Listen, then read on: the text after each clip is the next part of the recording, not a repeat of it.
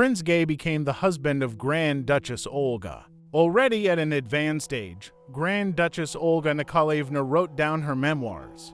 It reflects both funny impressions from childhood and the love longings of youth. These notes are easy to read. She has a very simple style, but a rather sharp eye that notices interesting details of life in the royal family. Olga, the daughter of Nicholas I, in the 40s of the 19th century was considered almost the most enviable bride in Europe. Her older brother Alexander was supposed to ascend the throne when the time came. The next oldest was Maria, 3 years older than Olga, also a beautiful, marriageable girl. Both Olga and I were in anticipation of their fate, and most likely they expected from their future family life that they experienced in their own, a fairly prosperous environment where parents love each other and their children, the first. During a course of treatment with baths in Crete in the Bavarian Alps, a second marriage applicant appeared on the horizon. It was also Prince Max, but not from the royal house, but the Max of Leuchtenberg, who once, during the maneuvers in Gatchina, Mary liked so much. His mother, Princess Augusta of Bavaria, the king's sister, was married to Eugene Beauharnais. Their son received the title of Duke of Leuchtenberg. The dream of youth. Notes of the daughter of Nicholas I. Grand Duchess Olga Nikolaevna was charmed by the very handsome and cheerful Max of Leuchtenberg, but it was noticeable that Mary, the elder sister, completely took over his sympathies, and their marriage took place soon. It was a morganatic marriage, and the young couple stayed in Russia, the second candidate. When Olga turned 16, their family went to Berlin. You can say, on a visit to my maternal grandfather, the Prussian King Frederick William III, and there the Bavarian Crown Prince Maximilian became interested in Olga. It would seem to be a profitable match, but he was already 26 years old, she was 16, and courting.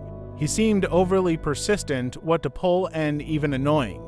Crown Prince Maximilian of Bavaria danced the cotillion with Crown Prince Max of Bavaria, the nephew of Aunt Eliza, Crown Princess of Prussia. They wanted Max to marry one of us. Of course, we thought about Mary right now. But the Crown Prince, who found in me a resemblance to the lady of the old Hohenschwangau castle depicted in one fresco, said to himself, this one or no one. He constantly talked about the legends of his mountains, his poets, his family, his father. Who does not understand him? His dream of his own home, as well as what hopes he had for his future wife. In short, only about what clearly revolved around himself. I often spoke at random because I was terribly bored, not realizing that this was his way of courting. No one dared to ask me to dance in front of him so as not to interrupt our conversation, which made me very angry.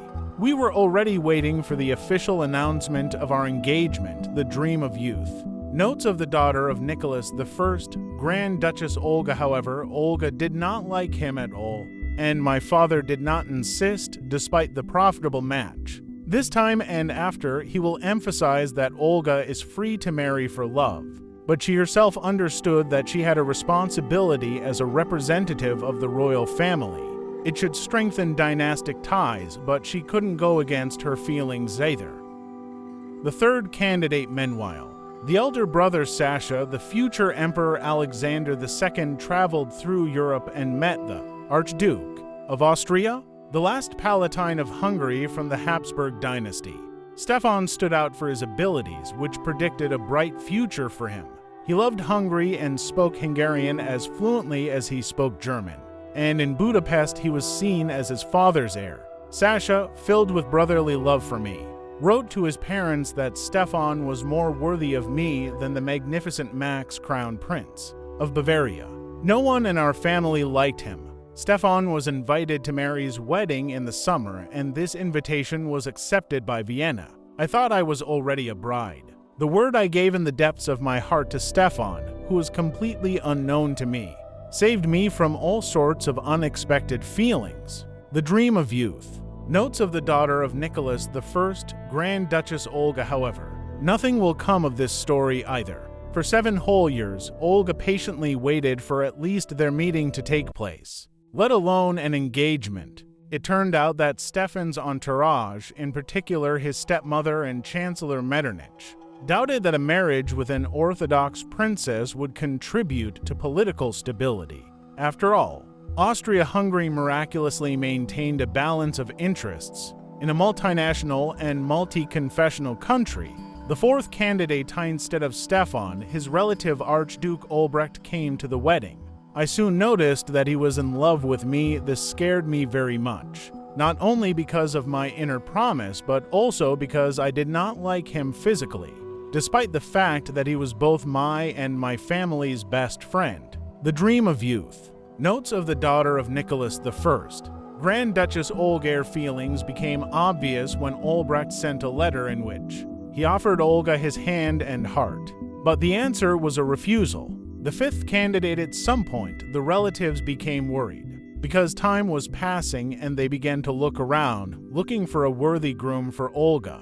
For example, her Aunt Elena Pavlovna Frederica, German princess. She tried to arrange her marriage with her brother Frederick of Württemberg, but this candidate was also rejected. Olga thought he was too old for her by 14 years. The sixth candidate. What a blessing that Germany was fragmented at that time and consisted of 39 states, in which there were kingdoms and even an empire Austrian. In the summer of 1843, Nicholas I invited Fritz Wilhelm of Hesse to stay in Peterhof, a very profitable groom. He was heir not only to the throne of Hesse Castle, but also to the Danish throne on his mother's side. Fritz of Hesse was sitting at the table next to me. He seemed pleasant to me, cheerful, ready to laugh right away. There was kindness in his gaze. It was only the next day, shortly before the ball at the Grand Peterhof Palace, that he saw Adini Alexandra, Olga's younger sister, for the first time. I was there and I felt right away that something significant had happened at this meeting. I was scared. It was a terrible moment, but I immediately told myself that I couldn't become my own sister's rival. I suffered terribly for a whole week. My conversations with Fritz of Hesse were completely meaningless. He spoke politely to me, but as soon as Adini appeared, he immediately transformed. As a result, Fritz will marry Alexandra, but the marriage will be very short. Alexandra will get sick, probably consumption, and die during pregnancy. This will be a blow to the entire royal family. As a result, Olga began to be looked at as an old maid. After all, she was already 24 years old, but she was getting ready to get married at the age of 16. And then, fortunately, when they were with their mother on the waters, to heal their nerves after the tragedy with Alexandra, they met Crown Prince Karl of Württemberg. He was 6 months younger than Olga and was her second cousin, but he was good-looking and unmarried. And although the princess had met him before, she was 16 at the time and the royal family was staying at his residence, but rather gloomy impressions remained from that meeting. Karl's father was a despot. He constantly bullied his son. The couple openly feuded with each other, and this tense atmosphere was noticeable to the guests. Olga noted that Karl kept his distance a little. Nevertheless, the inclination towards each other was obvious. The king's manner was reminiscent of the last century. The tone in which he addressed me was more gallant than cordial. His conversations were courteous, sometimes even exciting, but always as if he were talking to some strange princess. Not a word that could sound cordial or intimate, and nothing about our future. He seemed to avoid anything that could create an atmosphere of casual cordiality. Such behavior seemed completely incomprehensible to me, who had been accustomed to freedom and frankness since childhood, and my heart sank at the thought that I would have to live under the same roof with a man who was incomprehensible and alien to me.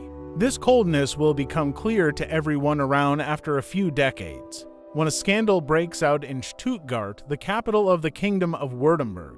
It turns out that Karl literally showered wealth on an American, Charles Woodcock, who was Olga's chamberlain.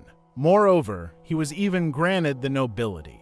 Charles Woodcock reads a book to Olga Nikolaevna and her to ladies-in-waiting. Gossip claimed that he was not just a chamberlain, but an intimate friend of Karl.